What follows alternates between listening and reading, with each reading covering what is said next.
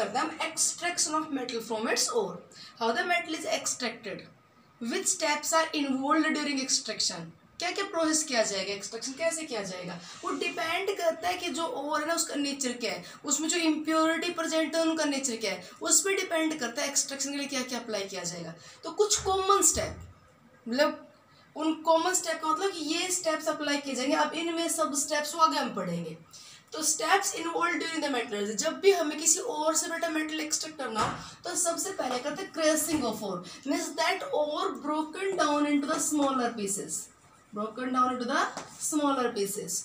अगर उसे finally powdered form में कन्वर्ट कर लिया जाए तो उसे बोलते हैं pulverization, pulverization, conversion of the ore into powder form. तो पहले तो क्या करेंगे उसके क्रशिंग, उसके बाद करते हैं कंसंट्रेशन ऑफ ओर।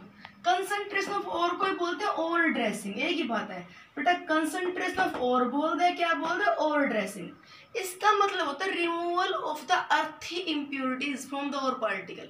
और जो बेटा हमें अर्थ कस्ट से मिलता है वो प्योर तो मिलता नहीं है, जैसे अर्थ कस्ट से हमने हेमेटाइट लिया, अपने कोई प्योर Fe2O3 थोड़ी मिलेगा, इसके साथ बहुत सारी इम्प्योरिटीज के साथ सैंड होगा, मीन सिलिका होगा, इसके साथ कुछ अदर इम्प्योरिटीज होंगी, बहुत सारी इम्प्योरिटीज होती है इसके आसपास।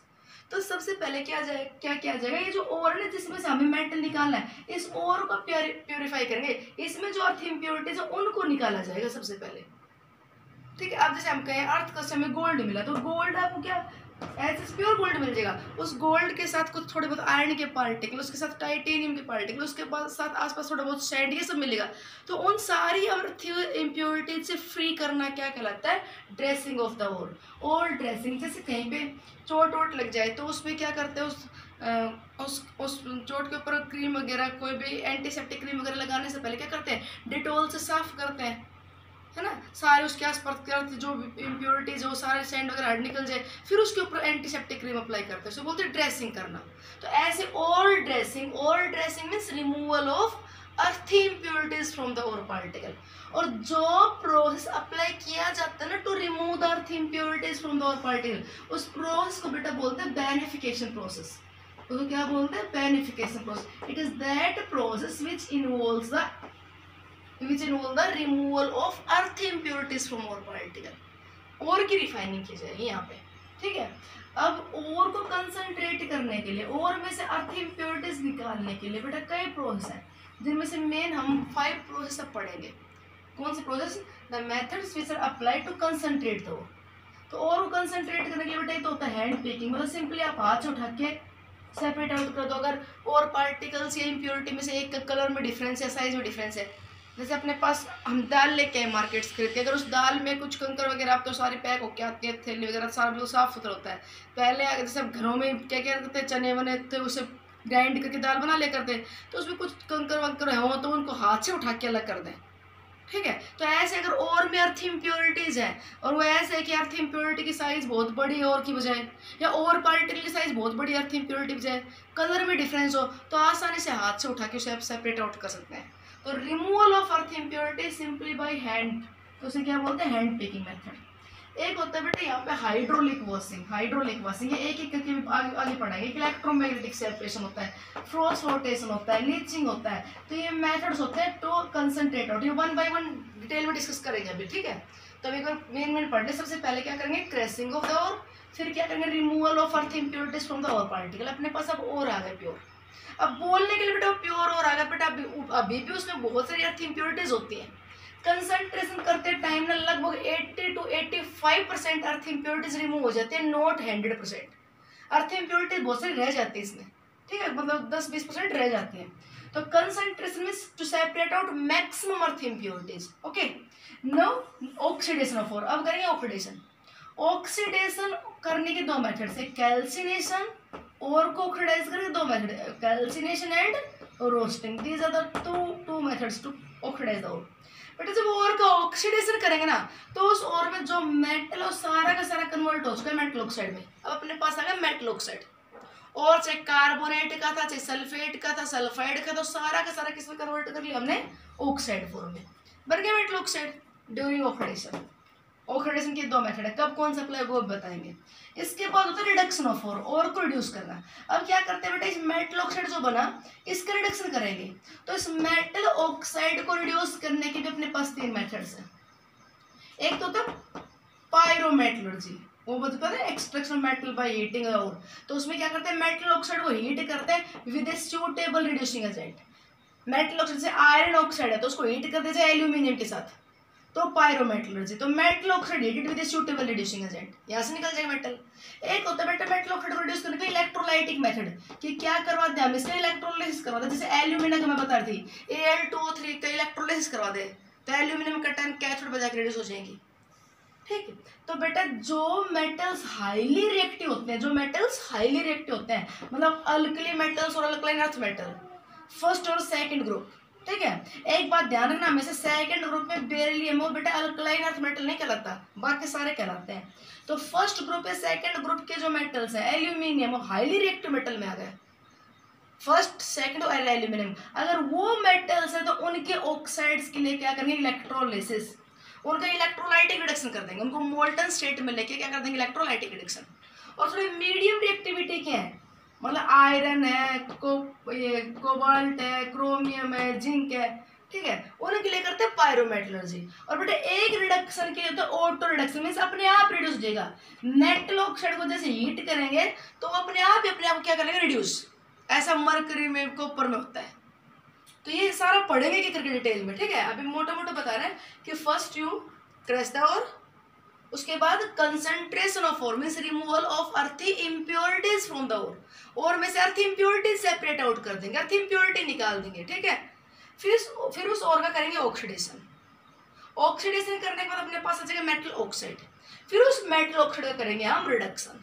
रिडक्शन के तीन मेथड्स है, कौन कौन से, पायरोमेटलर्जी, इलेक्ट्रोलाइसिस इलेक्ट्रोलाइटिक रिडक्शन, और एक ऑटोमेटलर्जी के अपने आप रिड्यूस होते हैं। कब कौन सा अप्लाई होगा, इसमें भी ऑक्सीडेशन की दो मेथड है, कैल्सिनेशन रोस्टिंग, आगे पढ़ेंगे कब कौन सा अप्लाई होगा। ठीक है, इतना करने के बाद मेटल ऑक्साइड का बेटा रिडक्शन करने के बाद अपने पास आ गया मेटल, इसे हम बोलते हैं crude metal means that have some impurity. ये प्योर नहीं होता बेटा, इसमें कुछ ही परसेंट इम्प्योरिटी होती है। तो लास्ट में करते हैं रिफाइनिंग ऑफ मेटल, और मेटल को रिफाइन करने के लिए फिर बहुत सारे मेथड है, electrolytic refining, zone refining, vapour phase refining, सारे स्टडी करेंगे। ये पूरा चैप्टर अपना जो हमें पढ़ना है।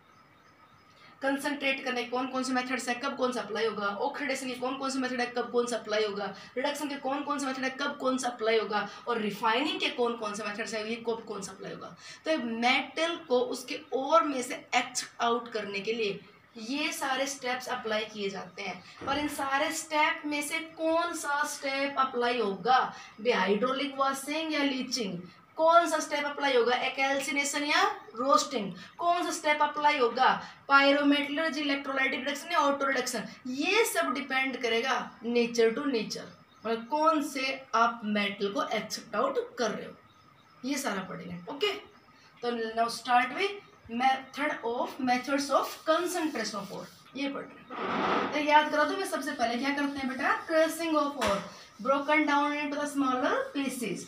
उसके बाद क्या करते हैं, ओर का कंसंट्रेशन, इसे बोलते हैं ore dressing means removal of earthy impurities from the ore particles. अब वो अर्थी इम्प्योरिटीज रिमूव करने का क्या मेथड है, एक तो बताया हैंड पिकिंग, हाथ से उठा के अलग कर दें, दूसरा hydraulic washing, hydraulic washing, hydraulic washing को बेटा क्या बोलते हैं, लेविगेशन, इसी का दूसरा नाम है लेविगेशन। हाइड्रोलिक वॉशिंग का दूसरा नाम है लेविगेशन, तो बोलते हैं बेटा ग्रेविटेशनल सेपरेशन। एक ही बात है, hydraulic washing, levigation, gravitational separation. बात आपको ये याद रखनी है कि ये वाला मेथड किस ओर के लिए अप्लाई किया जाएगा और कैसे अप्लाई किया जाएगा। This method applied only for those ores in which earthy impurities are much heavier as compared to ore particles. Earthy impurities are much heavier as compared to ore particles. But अपने पास ऐसा कोई और हो जिसमें ore particles है ना, वो तो लाइट, earthy impurities हो much lighter as compare to ore particles. Sorry गलती हो बेटा, अर्थ इम्प्योरिटीज बहुत लाइट हो as compare to ore particles.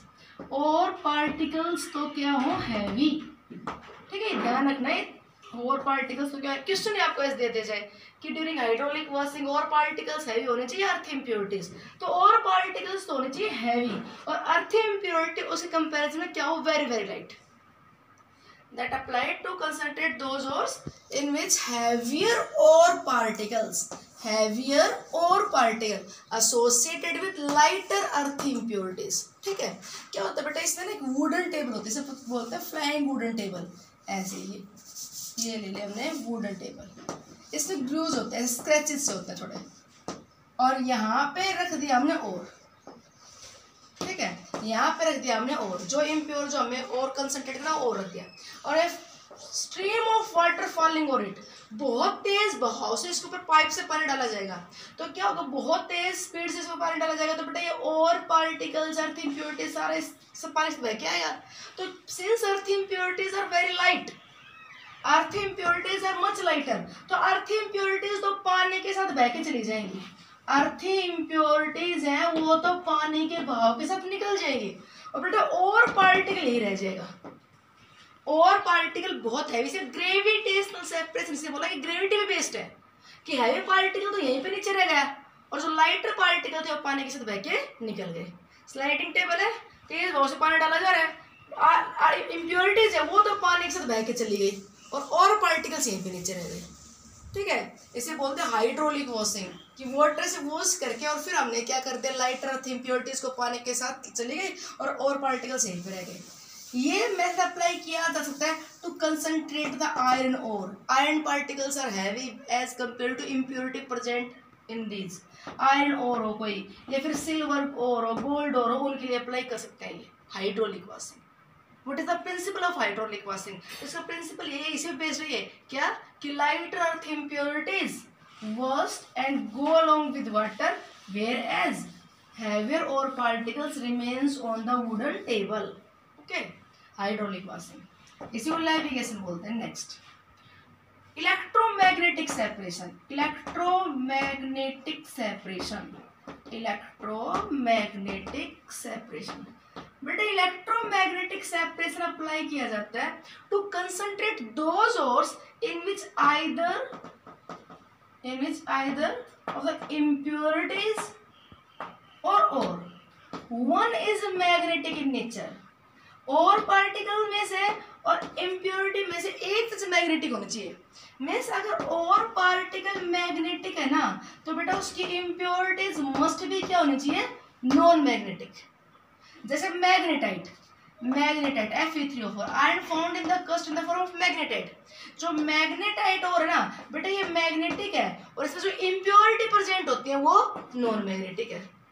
ऐसे क्रोमाइट और क्रोमियम का और है, अर्थ कस्ट में पाया जाता है, ग्रीन कलर का होता है, क्रोमियम प्लस बेटा ग्रीन कलर का होता है, iron plus two light green होता है, तो ग्रीन कलर का और है क्रोमियम और आयरन की वजह से। ये ग्रीन कलर का और ये मैग्नेटिक है, और इम्प्योरिटी जो इसमें प्रेजेंट होती है वो non magnetic. Cassiterite is tin oxide SnO2, ये बेटा और तो है नॉन मैग्नेटिक, और इम्प्योरिटी होती है इसमें मैग्नेटिक। इसमें उल्टा, इसमें इम्प्योरिटी होती है मैग्नेटिक इम्प्योरिटी, और खुद कैसा होता है नॉन मैग्नेटिक। तो electromagnetic separation is employed to concentrate the such type of ores in which either ore and impurity one is magnetic in nature.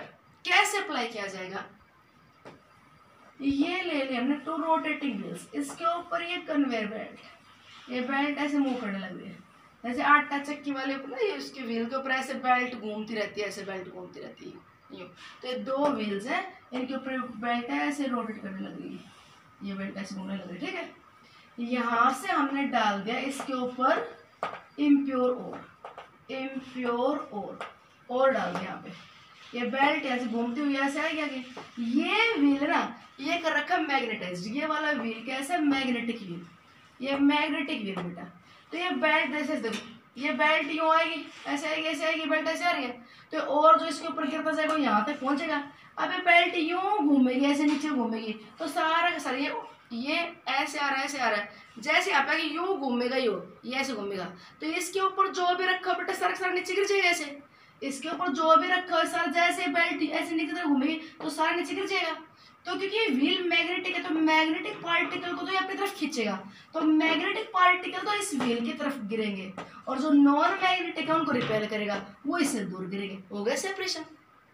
और यहाँ पे डाल देंगे, ये बेल्ट घूमते हुए जैसे यहाँ पे आएगी ये ऐसे मुड़ेगी तो नीचे गिर जाएगा सारा। तो मैग्नेटिक पार्टिकल तो व्हील की तरफ और नॉन मैग्नेटिक से दूर। हो गए सेपरेशन। तो ये मेथड किसके लिए अप्लाई किया जाता है? To concentrate those ores in which either impurity or one is magnetic in nature, ore and impurity में से एक चीज मैग्नेटिक होनी चाहिए। मैग्नेटाइट और को कंसंट्रेट कर सकते हैं हम इससे। कैसेट्राइट SnO2 को कर सकते हैं। इसमें इम्प्योरिटीज मैग्नेटिक होती हैं और खुद कैसा होता है? Non magnetic. अगर टिन ऑक्साइड यहाँ पे डालोगे ना तो टिन ऑक्साइड इधर गिरेगा और इम्प्योरिटीज इसकी तरफ गिरेंगी। इम्प्योरिटी मैग्नेटिक है, ठीक है।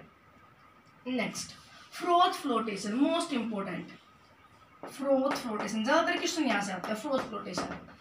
फ्रोथ फ्लोटेशन दोनों क्लासेस के लिए इंपॉर्टेंट है, 10th के लिए भी 12th के लिए भी, यहाँ से ज्यादा आते हैं। अच्छा, यहाँ से पूछ सकते हैं कि electromagnetic separation is employed to concentrate the what type of ore? Hydraulic washing is employed to concentrate the such type of ore? या reversely, a magnetite ore is given, you will apply which process for its concentration? What you mean by concentration? Removal of earth impurities from the particle. Now, froth flotation.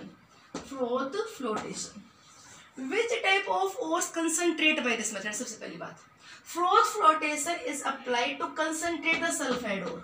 बेटे किसके लिए apply होता है? This process is applied to concentrate the sulfide ore. जैसे अपने question ये दे दिया जाए कि out of the given which is not concentrated by froth flotation. Given क्या, एक दे दिया आपको गैलिना, क्या दे दिया? गैलिना। एक दे दिया सिनेबार, क्या दे दिया? सिनेबार। एक दे दिया अपने को जिंक ब्लेंड, क्या दे बेटा? Zinc blende. और एक अपने को दे दिया जिंक साइट। और अभी पूछ लिया जाए which is not applied, for which is froth flotation is not applied. तो अब गैलिना लेड सल्फाइड, इसके लिए तो फ्रोथ फ्लोटेशन अप्लाई हो जाएगा। सिनेबार मर्क्यूरी सल्फाइड, इसके लिए अप्लाई हो जाएगा। जिंक साइट बोलते बेटा ZnO, जिंक ऑक्साइड को, इसके लिए अप्लाई नहीं होगा। जिंक ब्लेंड, जिंक सल्फाइड, तो सल्फाइड ओर्स के लिए फ्रोथ फ्लोटेशन अप्लाई हो जाएगा, not applied for all other, और बाकी बचे उनके लिए अप्लाई नहीं होगा। समझे आप बात? Froth flotation is applied to concentrate only sulphide ore. अच्छा, बात यह है कि why that is applied to concentrate only sulphide ore? बेटा जो सल्फाइड और ना, जैसे लेड, ध्यान सुना, लेड सल्फाइड है या जिंक सल्फाइड है या कॉपर सल्फाइड है, मर्क्यूरी सल्फाइड है, बेटा इनमें कुछ परसेंट कोवलेंट कैरेक्टर आ चुका है। ये कंपाउंड्स प्रेडोमिनेंटली मेनली, इनमें मेनली कौन सा कैरेक्टर है? कोवलेंट। इनमें 50% से ज्यादा कोवलेंट कैरेक्टर है। बेटे जो भी मेटल्स है मैंने लिख रखे हैं, जिंक +2 कॉन्फिगरेशन D10 मिलेगा आगे। यहाँ पे ये जो प्रेजेंट है कॉपर +1 D10 मिलेगा, यहाँ पे सिल्वर +1 D10 मिलेगा, ठीक है। लेड +2 में तो नहीं मिलेगा, पर इसकी क्या होती है? साइज स्मॉल हो जाती है, इधर जाते हैं लेफ्ट राइट साइज डिक्रीज हो जाती है। तो इनकी साइज है स्मॉल, ऊपर से हाई पॉजिटिव चार्ज, ऊपर से D10 कॉन्फिगरेशन, तो इन पॉजिटिव आयन की सल्फाइड आयन इलेक्ट्रॉन क्लाउड को अपनी तरफ खींचने की पावर बहुत ज्यादा होती है।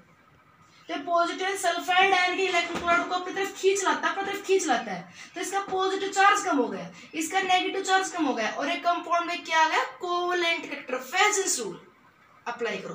तो these compounds are predominantly covalent in sulphide, बेटा कोवलेंट कैरेक्टर है। और अब आप ये बताओ, जिस कंपाउंड में कोवलेंट कैरेक्टर आ गया वो वाटर में मोर सोल्यूबल या ऑयल में? बोलो, बताओ, आप बताओ, मैं इतने बोर्ड साफ करती हूँ। The compound which have covalent character will be more soluble in water or oil. The compound which have covalent character, बेटा उसमें नॉन पोलरिटी आ गई, और that will be more soluble in oil. Oil में disorder लग जाएगा, ठीक है। तो ऐसा नहीं है कि 100% कोवलेंट है। तो जैसे इसमें अगर 60% कोवलेंट है तो 40% बेटा इसमें कैसा है? आयोनिक। तो ये कंपाउंड ऐसा नहीं है वाटर में डिसॉल्व नहीं हो सकता, वाटर में पर इसकी सोल्यूबिलिटी कम और ऑयल में इसकी सोल्यूबिलिटी ज्यादा। इनमें ज्यादा कोवलेंट कैरेक्टर है तो इनकी ज्यादा सोल्यूबिलिटी किसमें? ऑयल में। सल्फाइड ओर्स को फ्रोथ फ्लोटेशन से कंसंट्रेट क्यों किया जाता है? क्योंकि सल्फाइड ओर्स की प्रॉपर्टी होती है कि these preferentially adsorbed on the surface of oil. Sulphide ores की प्रॉपर्टी होती है these preferentially adsorbed on the surface of pine oil. ये पाइन ऑयल के सरफेस पे इजीली एडजॉर्ब हो जाते हैं इंस्टेड ऑफ देयर इम्प्योरिटी, अपनी इम्प्योरिटीज की बजाय ये पाइन ऑयल के सरफेस पर एडजॉर्ब हो जाते हैं। क्यों हो जाते हैं? क्योंकि बेटा इन कंपाउंड्स में, इन ओर्स में क्या आ चुका है? कोवलेंट कैरेक्टर, और ऑयल कैसा है? नॉन पोलर, तो इसलिए पाइन ऑयल के सरफेस पे डिजोल्व होने लग जाते हैं, उसके सरफेस पर डिजोल्व होने लग जाते हैं। तो फ्रोथ फ्लोटेशन में करते क्या, वो सुनो ध्यान से। यह पूछ रहे थे what is the principle of froth flotation. Principle क्या है? तो प्रिंसिपल यह है कि surface of sulphide ores, surface of sulphide ores preferentially adsorbed on the pine oil whereas the earth impurities remains in water। अब एक बार एग्जांपल समझना तब आएगा ये। हमने बेटा एक कंटेनर में ले लिया पाइन ऑयल का और वाटर का सस्पेंशन, पाइन और वाटर का मिक्सचर ले लिया, ठीक है। पाइन और वाटर का क्या ले लिया हमने? मिक्सचर, ये सस्पेंशन ले लिया, इनको मिक्स कर दिया। इसमें डाल रखा स्टीरर, शुगर तरह, यहाँ से पास कर रहे इसमें एयर ताकि बबल्स बने हो इजीली सरफेस पे आते रहे। क्या करेंगे? पाइन और वाटर का मिक्सचर लिया, इसमें डाल दिया सल्फाइड और। क्या डाल दिया? ध्यान सुनते जाने, सारी बात समझ में आ जाएगी। क्या डाल दिया हमने इसमें? सल्फाइड और, ठीक। अब सल्फाइड और है ना बेटे, सल्फाइड और जैसे मैं एग्जांपल लेती हूँ, मान लीजिए अपने पास जिंक ब्लेंड है, ये ZnS, तो जो जिंक ब्लेंड वाले पार्टिकल्स है ना, ये तो जाते जाएंगे पाइन ऑयल के सरफेस पे, ये तो कहाँ पे जाते जाएंगे? पाइन ऑयल, क्योंकि इनमें कोवलेंट कैरेक्टर, ये तो जाएंगे ऑयल की तरफ। और जो बेटे यहाँ पे इम्प्योरिटी देयर इज अर्थी इम्प्योरिटीज आयनिक इन नेचर, जो इनके साथ अर्थी इम्प्योरिटीज प्रेजेंट होती है वो आयनिक होती है। इन सल्फाइड ओर के साथ जो अर्थ इम्प्योरिटीज हो कैसी है? Mainly ionic. तो ये और तो जाएगा, सल्फाइड और तो जाएगा ऑयल में, और वो जो इम्प्योरिटी वो कह रहा है वाटर में। आई बात समझ में? What is the function of air? Pine oil, pine oil क्या कर रहा है? Pine oil preferentially adsorb the sulphide ore in on its surface instead of impurity. Impurity को छोड़ देनी चाहिए, क्योंकि इम्प्योरिटी में कैसा करेक्टर है? आयोनिक, और इसमें कैसा करेक्टर है बेटा? कोवलेंट। तो ये सल्फाइड और इस पाइन ऑयल के सरफेस पे जाते जाएंगे, इम्प्योरिटी वाटर में रहते जाएंगे। अब साथ एयर पास कर रहे हैं, स्टिर डालेगा, स्टिर करते जाओगे, एयर पास करते जाओगे, तो बेटे पाइन ऑयल है ना, इसके सरफेस पे सल्फाइड और तो आ जाएगा, पर जब एयर पास धीरे धीरे जो बबल्स बनेंगे, जो फ्रोथ बनेंगे, पाइन ऑयल हल्का है, वो धीरे धीरे सरफेस पे आता जाएगा। ये ऑयल कहाँ पे आता जाएगा? सरफेस पे। ये जाग बनते गए इसके, ठीक है। साथ में यहाँ पे थोड़ा सा क्रेजोल डालते हैं। क्या डालते हैं? क्रेजोल, एक ऑर्गेनिक कंपाउंड है, एनिलीन। ये फ्रोथ स्टेबलाइजर काम करता है, मतलब जो फ्रोथ बना वो स्टेबल बना रहे, मतलब जो बबल ना टूटे ना, फूटे ना, सीधी सी बात है। वो बबल में तो उस पाइन ऑयल का जो बबल बना उसी में तो सल्फाइड और है, वो सारा का सारा यहाँ पे आ जाएगा। ये फ्रोथ इस बीकर को थोड़ा टेढ़ा करेंगे, tilted and froths are separated another container। ये फ्रोथ दूसरे कंटेनर में ले ली बेटा। इन फ्रोथ्स में पाइन ऑयल के सरफेस पे सल्फाइड और डिजोल्व होकर सारा आ गए। इम्प्योरिटी कहाँ पे रहेगी? नीचे वाटर में। तो इस पाइन ऑयल को यहाँ पे कलेक्टर कहते हैं। क्या बोलते हैं इस पाइन ऑयल को बेटा? कलेक्टर। ये सारे सल्फाइड ऑयल को कलेक्ट करके सरफेस पे ले रहे हैं, अर्थ इम्प्योरिटी कहीं पे छोड़ रहे हैं। हम क्या ये बोल सकते हैं कि what is the function of pine oil, what is the function of collector? तो मैं एक तो ये बोल दूं कि पाइन ऑयल है और सल्फाइड ऑयल को अपने सरफेस पर डिसॉल्व करके सरफेस ऑफ बीकर पे ले आया यहाँ पे ऊपर, और इसको सेपरेट आउट कर दिया फ्रॉम द अर्थ इम्प्योरिटी। और बेटा आप ये बोल सकते हो कि पाइन ऑयल इनहांसेस द, ध्यान सुनो language, pine oil enhances the means increases the, enhance means increase, आपको पता होगा। Pine oil enhances the, increases the non wettability of this sulphide ore, non wettability of this sulphide ore by the water. दोबारा सुनना, pine oil enhances the means increases the non-wettability of sulfide ore by water। मतलब pine oil इस sulphide ओर की water में ना जाने वाली capacity, surface पर ना जाने वाली कैपेसिटी को और बढ़ा रहा है। कैसे बढ़ा रहा है? कि अगर ये पाइन ऑयल नहीं होता तो सल्फाइड और थोड़ा बहुत वाटर में चला जाता, अगर पाइन ऑयल आ गया तो सल्फाइड और इस वाटर को छोड़कर अपने आप को पाइन ऑयल में ले जाएगा। तो इस पाइन ऑयल ने आके क्या किया, सल्फाइड और का वाटर से बिल्कुल पीछे छुड़वा दिया और अपने सरफेस पे इसको एब्जॉर्ब करके ले गया। इम्प्योरिटी सारी सारी कहाँ पे रहेगा, नीचे वाटर में। ठीक है, ये था फ्रोथ फ्लोटेशन। अप्लाई किया जाता है सल्फाइड ओर्स के लिए। प्रिंसिपल ये है कि surface of sulphide ore particles क्या हो जाएगा, wetted by the pine oil. Pine oil जैसा काम और केमिकल जेंथेट भी करता है, जबकि अर्थ इम्प्योरिटीज कहाँ पे रह जाती है, वाटर में। Okay, thanks.